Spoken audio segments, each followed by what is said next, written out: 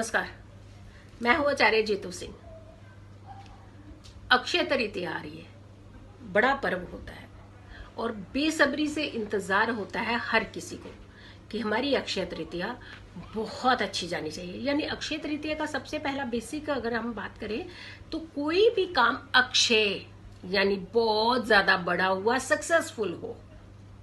तो ऐसे में इस समय जैसे जो कंडीशन चल रही है, जो हालात चल रहे हैं, तो ऐसे में हम कैसे अक्षय तृतीया मनाएं, ये सबसे बड़ी बात आ जाती है कि हम क्या करें।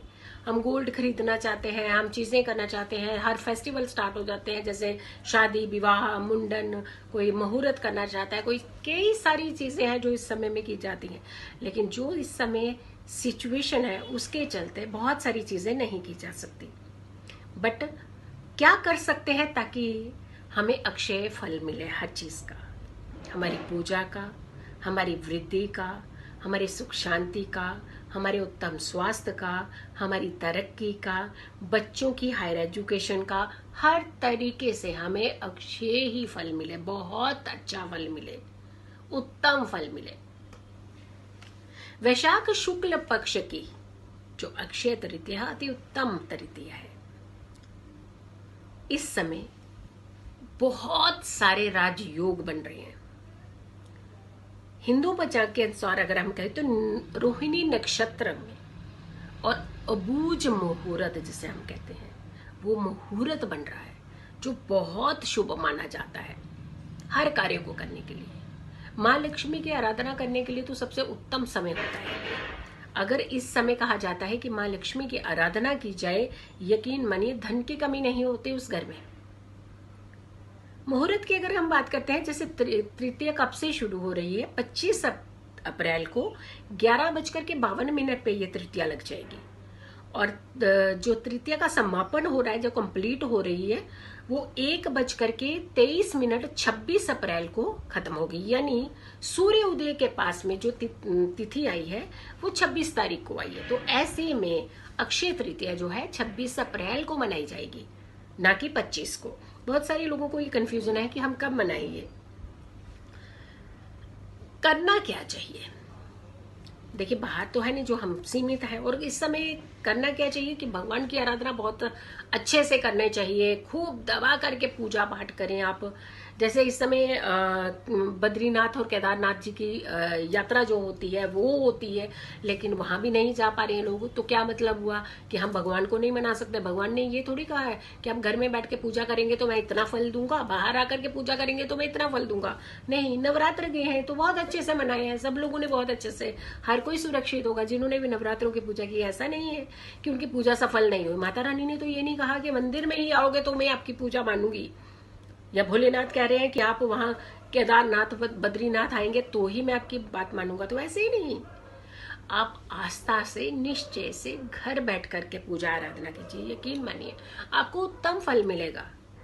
निस्वार्थ पूजा का फल हमेशा उत्तम होता है।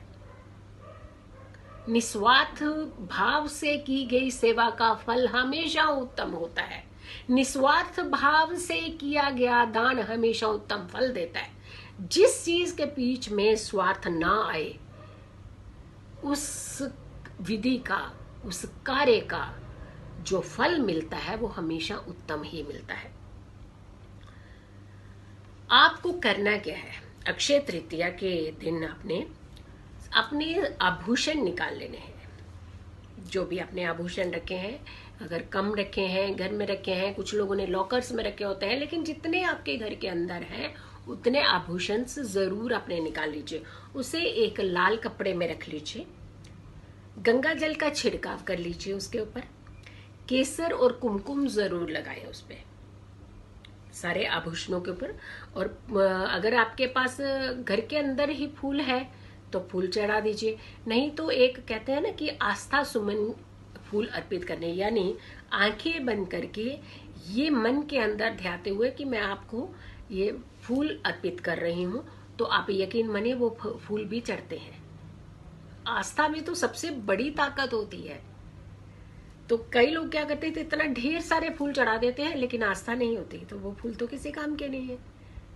आस्था से चाहे आप एक फूल भी चढ़ा दे वो भी होता है। और अगर आप श्रद्धा और आस्था से अगर आप आंख बंद करके ये स्मरण करते हुए फूल चढ़ा दें कि मैं आपको ये अर्पित कर रही हूँ, तो यकीन माने उससे भगवान ज्यादा खुश होते हैं।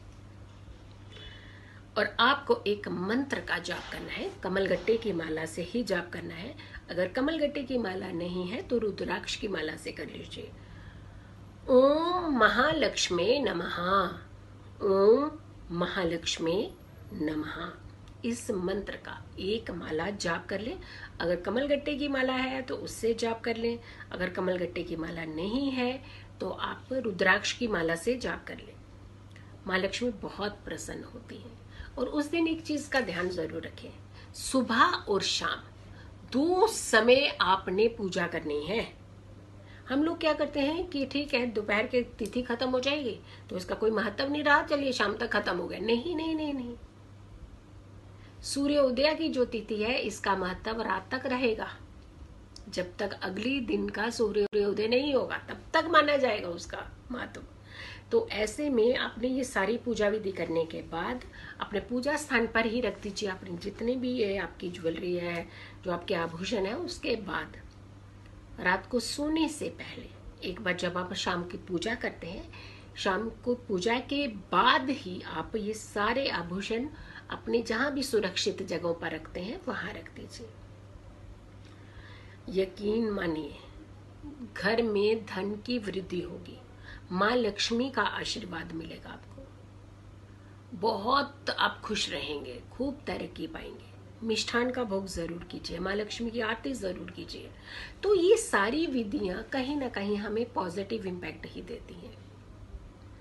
हाँ, जिस दिन भी जैसे हमने आपको बताया कि तिथि कब लग रही है, 25 को लग रही है, तो 26 की सुबह का आपको अक्षय तृतीया मनाने, तो सूर्योदय से पहले का स्नान लीजिएगा, ये बहुत उत्तम माना जाता है। और थोड़ा सा गंगा जल डाल करके स्नान कीजिएगा, ये सबसे ज्यादा उत्तम माना जाता है। और दान का बहुत बड़ा महत्व होता है। किसी भी ऐसे दिन आते हैं, जो ऐसे त्योहार आते हैं, जो संस्कृति से भरे हुए त्योहार आते हैं, जो हमारी सभ्यता की मिसाल देते हैं, कभी भी ऐसे त्योहार आते हैं तो इसमें दान का महत्व बहुत ज्यादा होता है।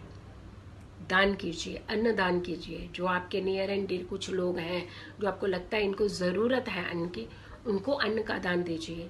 सब लोग, पूरे घर के जितने भी सदस्य हैं, सूर्योदय से पहले का स्नान लीजिएगा, सबसे उत्तम स्नान माना जाएगा ये उस दिन का। और गंगा जल डाल के स्नान करेंगे तो बहुत ही अच्छा मतलब। हाँ, जो स्वस्थ नहीं है, जो हमारे व्यक्ति स्वस्थ नहीं है, ये बहुत बुजुर्ग है, उनके लिए थोड़ा सा एक कह सकते हैं कि वो जब चाहे तब स्नान कर सकते हैं, उन्हें जबरदस्ती ना की जाए, क्योंकि जबरदस्ती किसी भी चीज के लिए अच्छी नहीं होती। फिर दूसरी बात आती है कि उनके ऊपर गंगा जल का आप थोड़ा सा छिड़काव कर सकते हैं, पूरे घर में गंगा जल का छिड़काव कर सकते हैं। ये सारी विधियां कीजिए, यकीन मानिए आपको बहुत ज्यादा फल मिलेगा, बहुत अच्छा फल मिलेगा। कोई भी कार्य हमारा जो होता है वो निष्फल नहीं होता है। आस्था जब भी हम रखते हैं, विश्वास जब भी हम रखते हैं भगवान के ऊपर, तो भगवान ऐसे महानुभावों को तो कभी भी निराश करता ही नहीं। और कहा जाता है कि इस समय वैसे तो पंचांग भी देखने की जरूरत नहीं होती, आप सारे जो कार्य हैं, जैसे मैंने कहा कि अनुष्ठान, धार्मिक कार्य, वैवाहिक, विवाह, और जितने भी आप जैसे नया व्यापार खोलना चाहते हैं, ये सारी चीजें आप कर सकते हैं। लेकिन इस समय जैसे हालात है तो इसके चलते आप इतनी विधि अगर कर लेते हैं तो यकीन मानिए आपकी अक्षय तृतीया आपको अक्षय फल देगी। बहुत खुश रहेंगे, बहुत सुरक्षित रहेंगे, आपके जीवन में हमेशा खुशियां बनी रहे। आप मेरे YouTube चैनल पर जाकर के, आचार्य जीतू सिंह के YouTube चैनल है, आप लिखिएगा, टाइप कीजिएगा और सब्सक्राइब जरूर करें आप मेरे चैनल को।